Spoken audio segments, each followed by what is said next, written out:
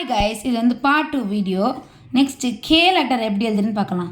K வந்து ஒரே மாதிரி தான், எல்லும் ஒன் டைம் தான். இது ஒரே லெட்டர் தான், நீங்கள் எப்படி வேணாலும் போட்டுக்கலாம். எம் வந்து இப்படி போடலாம், இல்லைன்னா இப்படி ஸ்லாண்டிங்காக போட்டு இப்படி போடலாம்.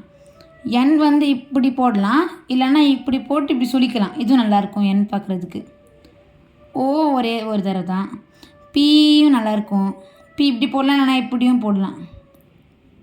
இப்படி சொல்லிச்சிடலாம். ஆனால் அது கொஞ்சம் நல்லா இருக்காது பார்க்குறதுக்கு. கியூன் ஒரே ஒரு தடவை தான், ஒரே மாதிரி தான்.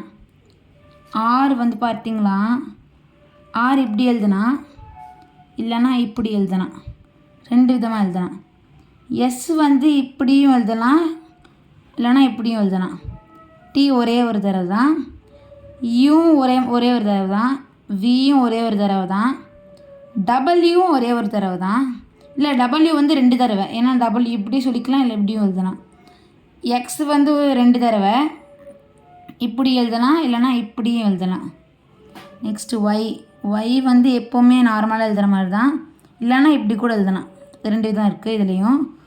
இசட் இப்படியும் எழுதலாம், இல்லைனா இப்படியும் எழுதலாம், ஸ்லாண்டிங்காக கொஞ்சம். இந்த டியூட்டோரியல் வீடியோ முடிஞ்சிருச்சு. நெக்ஸ்ட்டு வந்து பார்ட் 3 வீடியோவில் எப்படி வேர்ட்ஸ் எல்லாம் நீட்டாக அழகாக எழுதுறதுன்னு பார்க்கலாம். தேங்க்யூ, பாய்.